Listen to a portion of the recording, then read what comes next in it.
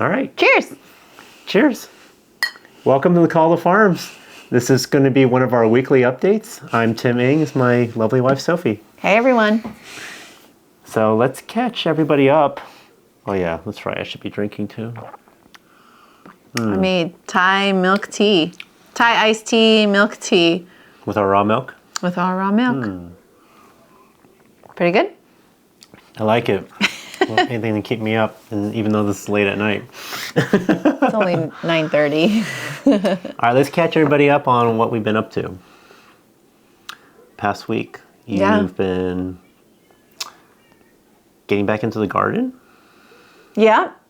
I mean, I think the only thing that we have in the garden right now are these garlic bulbs that we put in last October.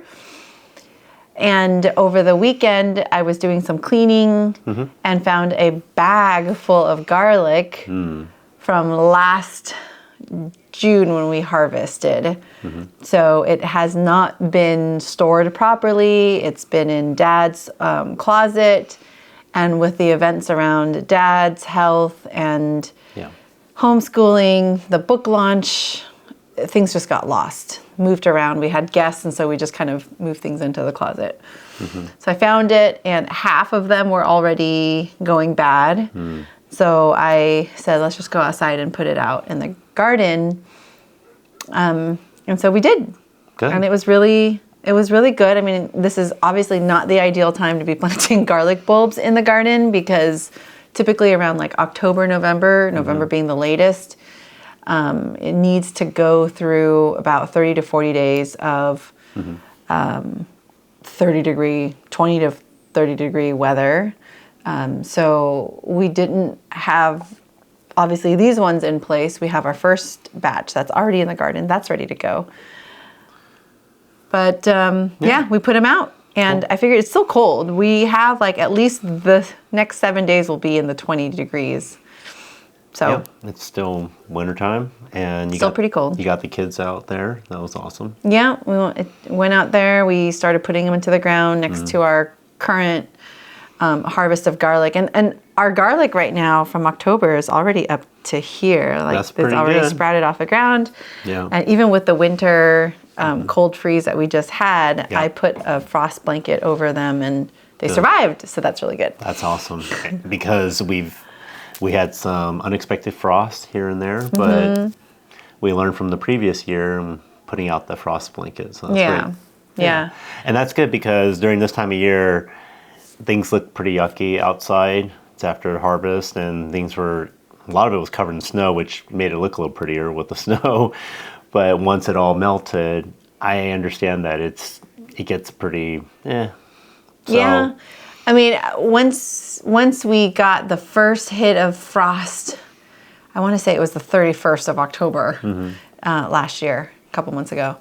And once we got that, everything just quickly went downhill, as it normally does. But it's a pretty dreary time of year this time. We're in February when we're recording this. Right. And things are brown, they're yucky. I haven't cleaned much of anything from the garden from October. So things have just fallen to the wayside. But what's nice is we put the seeds into the ground, and this time of year is actually one of my favorite times of year because things are starting to come alive again, even the grass. There's new life, and it actually never fails. It's during this time of year we actually have more visitors come, maybe because it's a little bit slower. I think people are trying to get caught up with things, and it's actually a very good time for homesteaders like ourselves because then we can actually get caught up with projects. Yeah, kind of. Well, at least attempt to get caught up with projects. I know today I was trying to work on fencing, cross fencing, which I started, I don't know, at least 6 months ago, and got caught up with other priority projects. And if you're homesteading, you understand what I'm talking about. And this is something that I had to learn to accept because coming from the city, I'm more driven, like I'm project based, so I stick with a project till I'm done. And it really bugged me when we started homesteading that there are several projects that are left unfinished. Not that it's purposefully meant to be that way. It's just because sometimes you have to put out some other more pressing fires at the time. But also we're part of the sandwich generation, meaning we care for our parents and we have children. So we're here. We still work full time.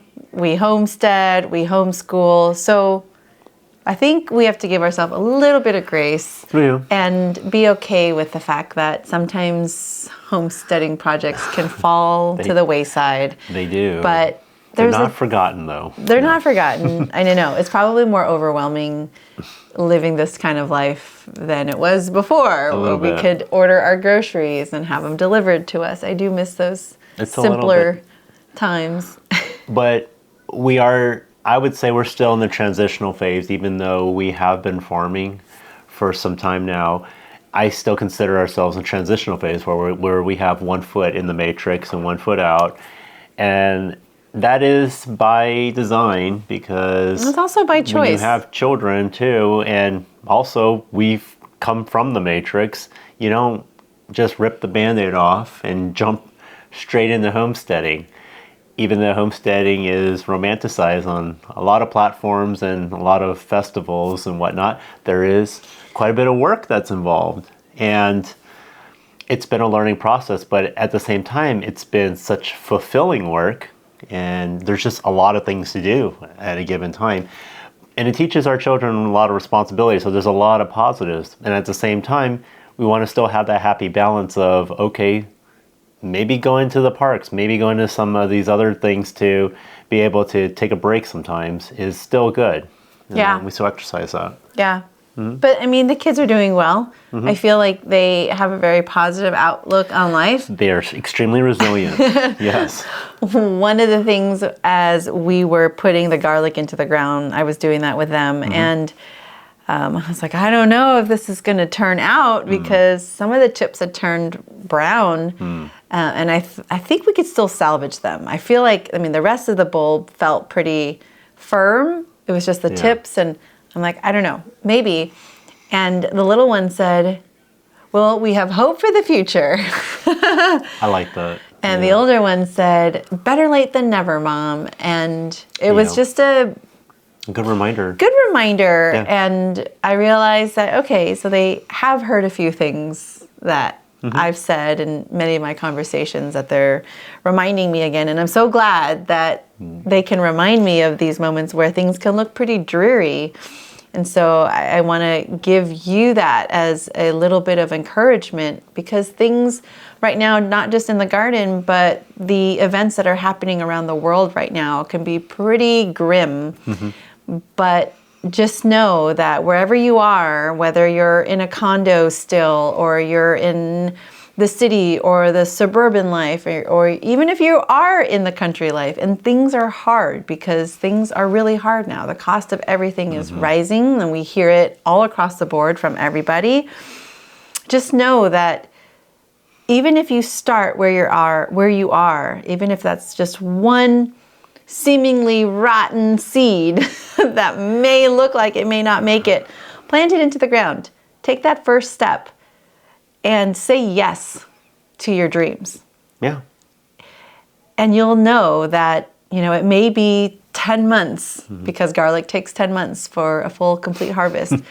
But it could take several years for whatever it is that you're hoping to do, whether you're wanting to learn how to cook from scratch, or wanting to raise your own meat or grow your own garden. Start with what you've got, where you are. Yeah, we've been there. We know, we can totally empathize where you may be in this homestead journey. So even if you're just thinking about it right now, I have a lot of clients that are at least 6 to 12 months out, but they know that that's something that they want to do. So they'll contact me, and you know what? There are just small steps you can make every single day. So even if you are living in the city, living in a condo, you can still grow your own food. You don't have to be totally reliant on the grocery stores. And for us, we just moved really quickly, as fast as we possibly could, coming from Silicon Valley, only because we saw that the urgency, And I'm sure many of you have seen that as well. And we just kind of used whatever we had, like whatever skill sets we had, and we just moved as fast as we could. And I know that a lot of people are thinking about that these days. So it doesn't matter whether or not you're motivated and you wish you were doing it years ago, to those that are thinking, it would be prudent to have a garden or to be able to start something. That's all great.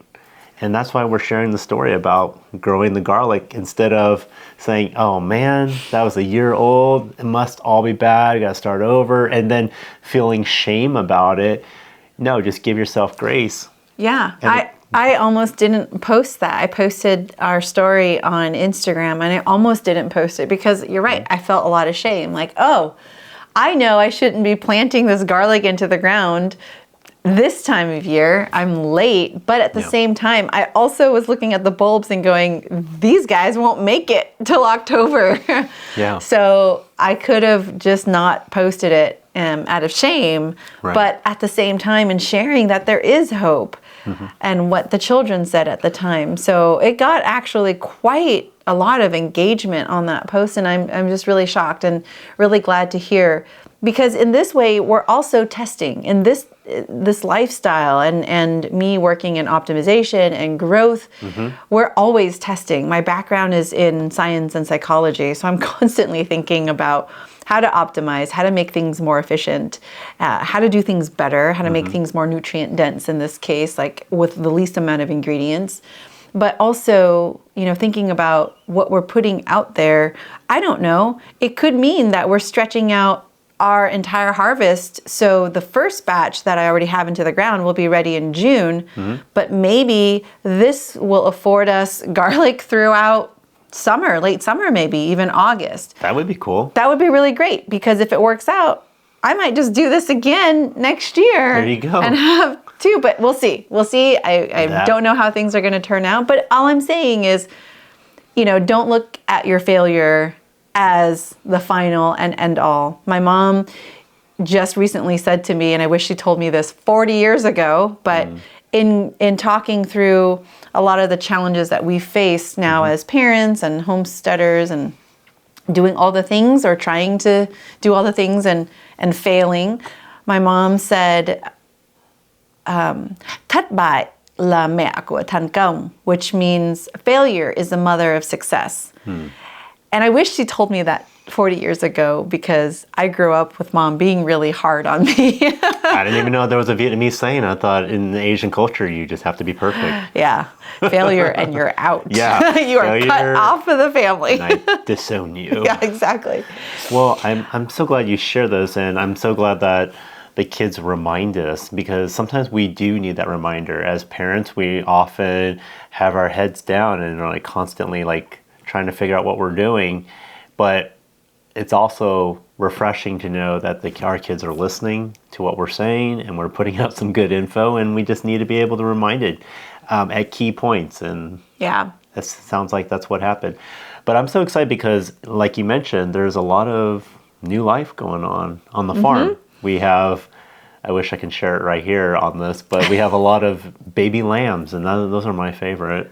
Yeah, we just got another one today. Yeah, this morning too. And he's a black lamb, and I love black sheep because I identify as a black sheep. I always have. But I have a particular liking to our black sheep, and I try to keep them all. I have a hard time letting them go. And so those are, I don't know, I had a dream, maybe we just raise all of our black sheep and call it a day. They're going to continue to multiply. We're going to need more land or something. Yeah, so we started with two sheep that we brought from East Frisian ewes from California 2 years ago when we got here. Can't believe it's been 2 years. Yeah, it's been. And now we are up to 13. Is it 13? Wow.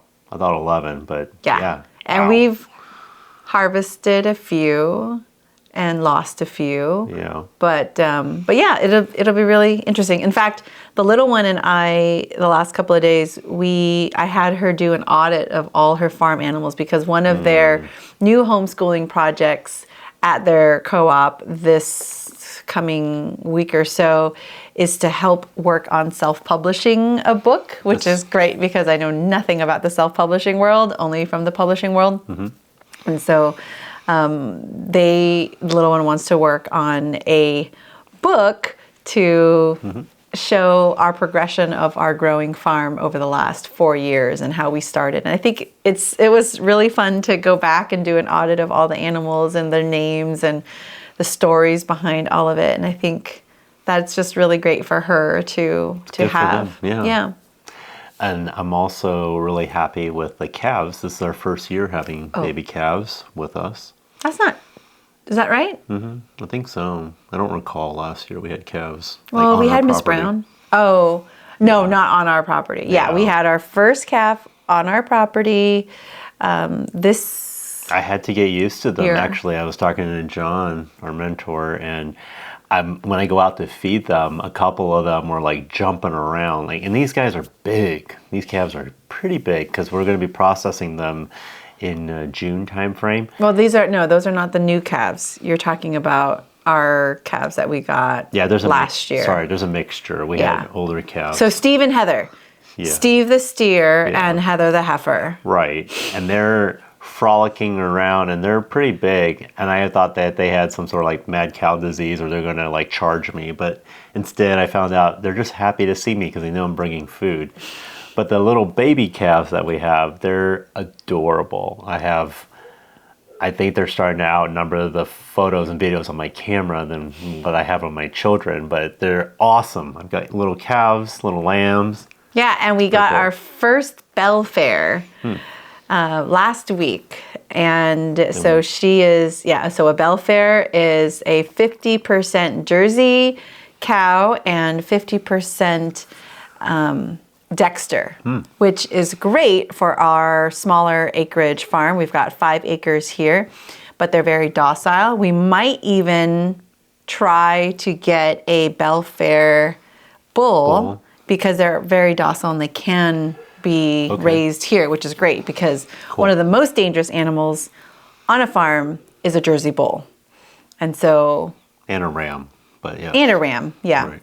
So, yeah, I think it's been a lot of fun, a lot of new life on the farm this time of year, and I always forget because it's usually right after the cold and we're really just kind of gritting our teeth and making sure that we all survive, all the animals survive, and then next thing you know, the snow goes away and all the lambs come out and the calves and the grass even, which is really exciting. Yeah. To see. I get excited about grass. It's really good. Yeah, and grass is extremely important for our cows. I didn't realize how important grass really is, not only for the cows, but also to get hay. And especially when the winter times here, it got pretty bad. It got really cold and we had a supplement for hay. It's hard enough to find hay because there's a shortage of hay, but even more difficult to find no spray hay. And actually, we got some more hay last weekend, so that was really good. And that's when you know you've become a true farmer and you're also truly appreciate the community you have and who your real friends are, because they're going to be able to give you some of their hay reserves. Right. Yeah, we're starting. It's so funny because the life that we lived before, people were hoarding their toilet paper.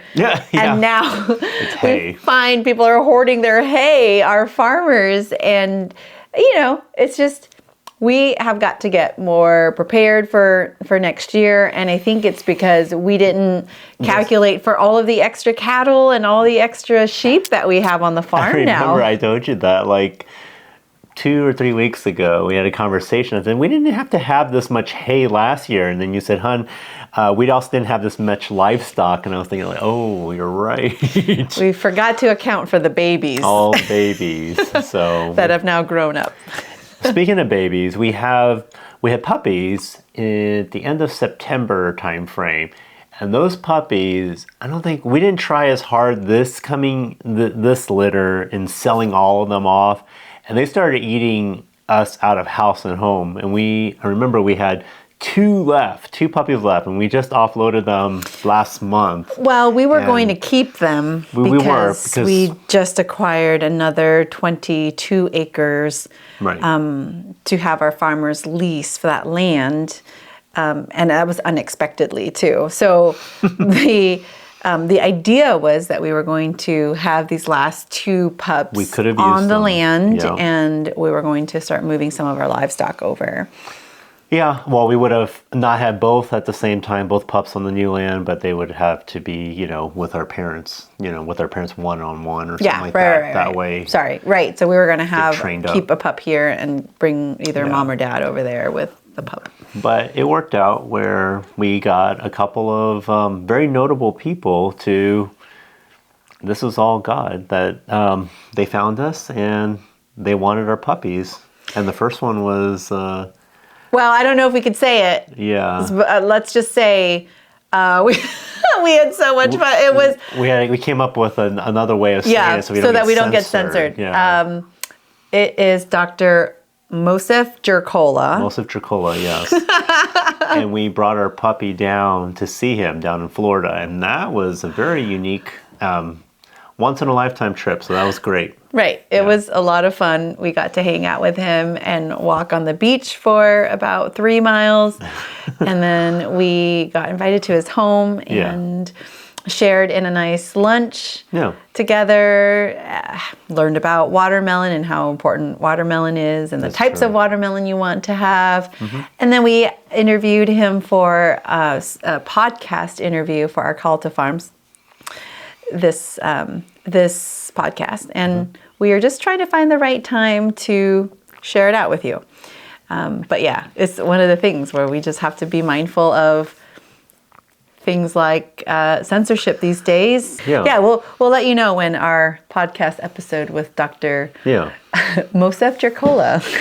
Either way, however you feel about it, we just respect the fact that, the work he's put out, and it was a very rare and unique opportunity. So we enjoyed that. Yeah. Any chance we get to get away from the farm too and take a little break is pretty cool. And going to Florida and he's also another best-selling Chelsea Green author. Which is cool. And one of the reasons why I actually chose Chelsea Green was because I figured if they could publish his book, then they can publish my book.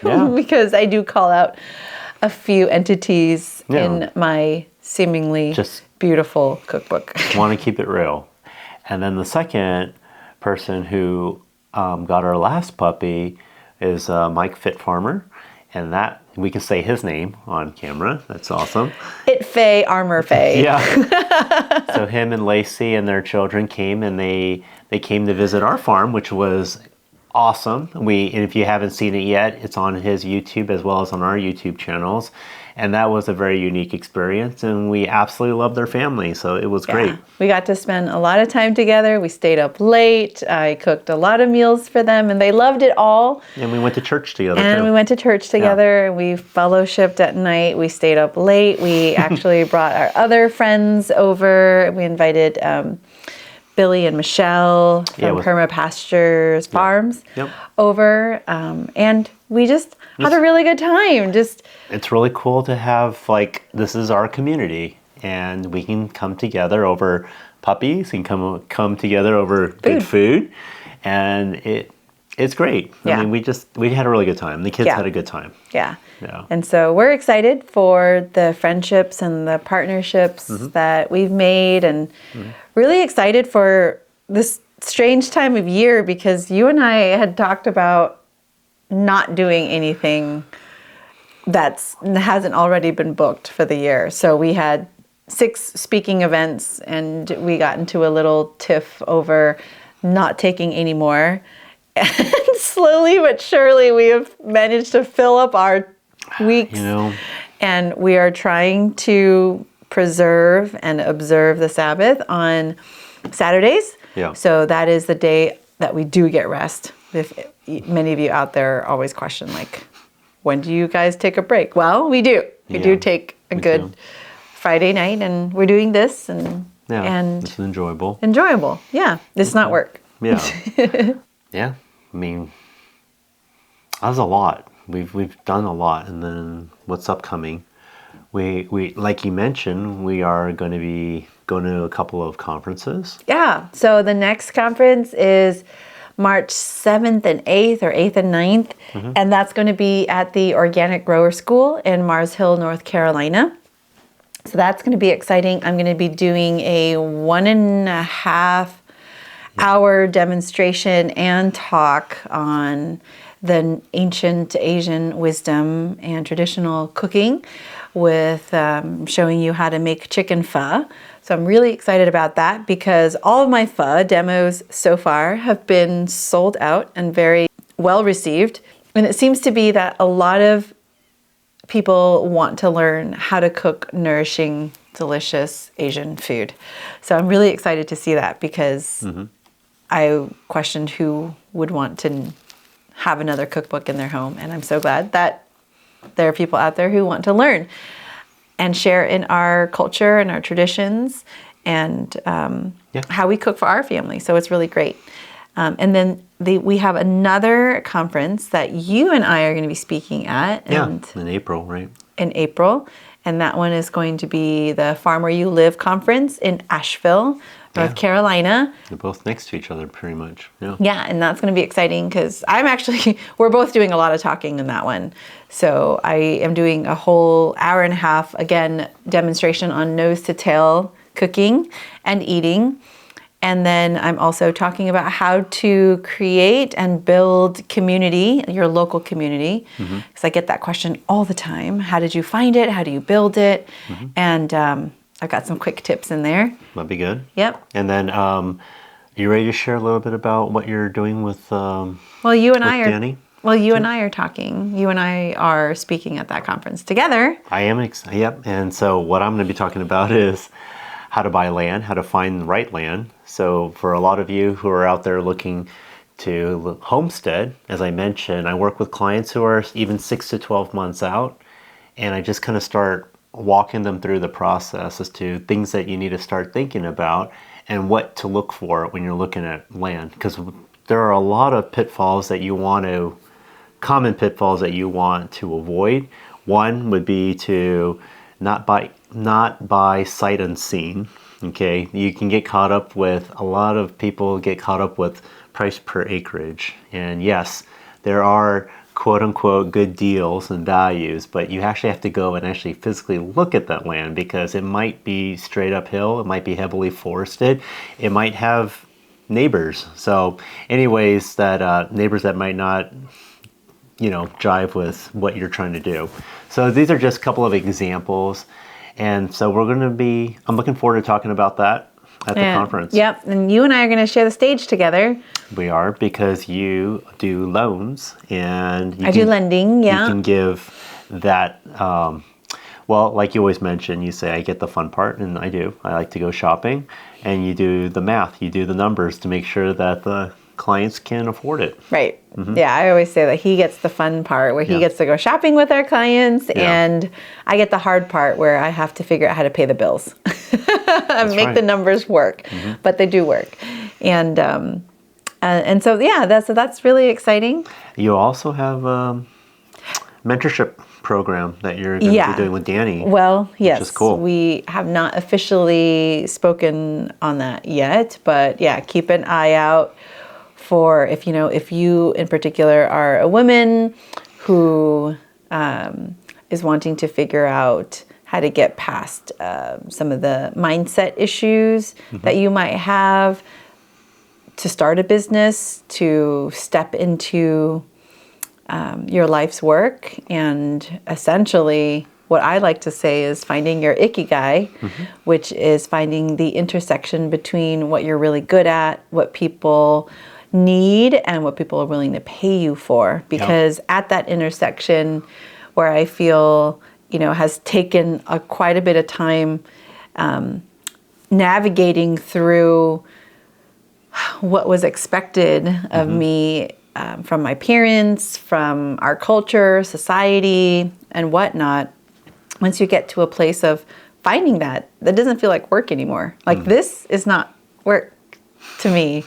Writing the book, going out and meeting people, creating content, and just being there for people while making money, and so that we can be in a place of abundance to give.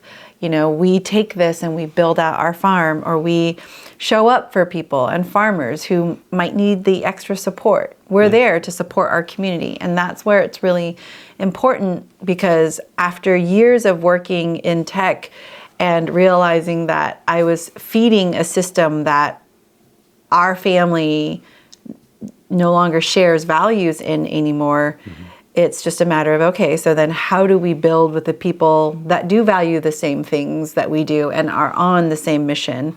And so we're really excited about that.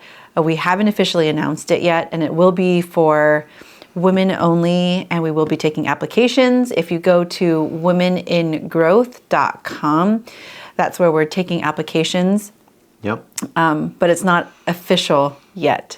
So I well, that's exciting. Don't know when this is going to go up. I think you're going to post it up pretty soon. Post so it maybe up tonight. No. You said that this was no edit, and we should have edited this part out. No, but in any case, it's going to be limited to a small amount of women, because we want to make sure that with this mastermind, we keep it small and intimate, so that we can be there as a support for one another. Because especially as things get a little gnarly this year in 2024, we want to be there for one another. We want to encourage and support one another, and also push each other so that we can get out of our own ways. And you know, Dani has been a dear sister of mine. I've known her at least 6 years now, when she was asking me to come speak at the Growth Hackers Conference.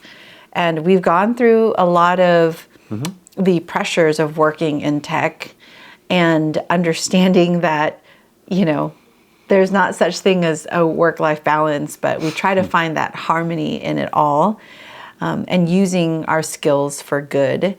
And that is, you know, sometimes I'm struggling with caring for my parents, and she's struggling with caring for her parents. And we literally had a call this morning, and we said, well, if we're both struggling with it, why don't you take care of my dad and I'll take care of your dad? Because it does. I mean, the work still needs to get done, but where can we fill in for one another? And in ways that, I mean, you are a wonderful partner and spouse, but there are some things that, you know, I really need to lean on another sister, another woman who understands, that's right, like the nurturing aspect of it. Not to say that you're not nurturing, but just to have, okay, I need to get myself out of this. Yeah, you're fine. But just to have someone that is there for you, and absolutely, you know, to cover for you and to hear you, and to be there for you, and not to you know, judge you in any way. And I think that's one of the best things about this. And so we have our weekly calls. We've had it for at least over a year now. We had it especially during the pandemic, or 2020, our weekly calls, and we typically have it at 8 a.m. on Fridays. Wherever we are. If we're traveling, we still make our calls. If we're home, we make our calls. But essentially what we're doing now is we're realizing that there are women out there. We've had womeningrowth.com up for a long time. I started that back in 2017, and I've just let it go. But I've had a forum on there, and just a couple of weeks ago, just for giggles, we opened up the forum, and there were 70 inquiries. Wow. With women who were sharing what their challenges were. And these are the same challenges from back in 2017. We were scrolling up and reading everything, and they're the same challenges that both Dani and I have overcome. And if it doesn't show you anymore, then, you know, why it's so important. And I tell you this all the time. It's so important for you to show up, because people need to hear from you. Yeah, you do. And like, I'm telling you this example because looking at the spreadsheet, I'm thinking, oh my gosh, these poor women are struggling with the same issues that I think, although in full disclosure, Dani and I have had to go through these. Yeah. We've had to heal. We've had to start the farm. We've had to go down this path of living more intentionally to be able to come back in a place to say, okay, Nice. all right, now we can come back and really round it out and at least offer another perspective that is going to be healing and wholesome and help you step into your place in the world. Yeah, that's so beautiful. There's such a huge need, clearly, with all those inquiries, and you and Dani are up to the job, up to the challenge, because you have gone through, both of you have gone through this journey, and it's been beautiful to, I've, been able to watch, and it's been great. And then there's no, you can't snap your fingers and fix it just like that.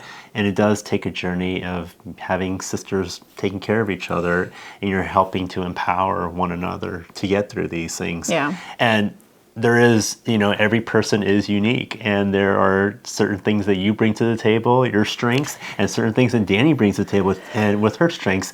And we actually share that in an upcoming podcast, so I'm looking forward to releasing that one too. Yeah, it's been really good. And I think that's one of the things this year is really focusing on the relationships that matter and really nourishing our bodies, our souls, our families, because you cannot give from an empty cup. That's right. And, we can work our 80 hours a week at a job and come home with nothing. But that is not good for us. That's not good for our families. That's not good for the people we love and the community that we serve. So really, I'm really excited for it. Come June as well, I will be partnering with Maureen Diaz and Aaron from God's Good Table, and we'll be hosting a luxury retreat out in Lubec, Maine, which is going to be amazing because this is going to be rejuvenating. This is going to be nourishing and healing. Maureen is an incredible, incredible woman, and the work that she's doing at God's Good Table is just second to none. I have learned how we have been in a retreat together in Kentucky I think it was August, and we're going to be doing something like that again this year, but we're stepping it up a notch because all of the women that showed up just had such a great time together. We're still part of a text thread that is still going and still encouraging one another, so it's really great.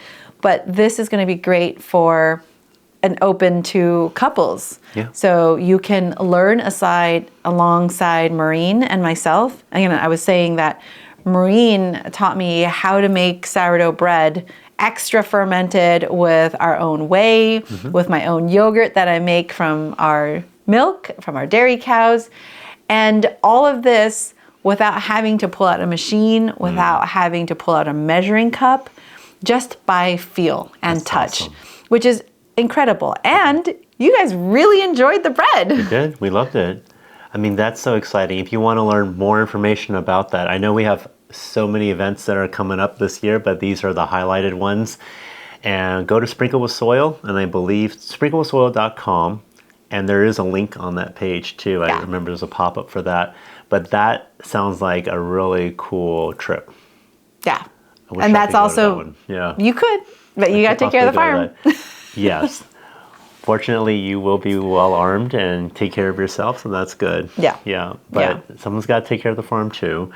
And also with the mentorship program that you were talking about, stay tuned. Sign up for our newsletter. Go to sprinklewithsoil.com. We're going to be putting out this kind of information so that you could be the first to know about that. And so it's really cool. Thank you so much for joining us with our Call to Farms podcast. We have been interviewing some really, really interesting and awesome guests, but we also want to fill it in now with some updates of, we hear you, we've gotten a lot of feedback, and you want to hear from us talking. And, that's something that, to be quite honest, I thought you wanted to hear more about all these guests too. So that's why I was making a list of and taking advice and recommendations from you out there as to who you want to hear from. And we've actually got quite a few comments as to they want to hear from us talking. And so we are going to do a little bit of both. We're going to still be interviewing some awesome guests, but we're amazing guests. And we're going to be just talking, just have a informal chat, just to kind of give an update as to what we're doing.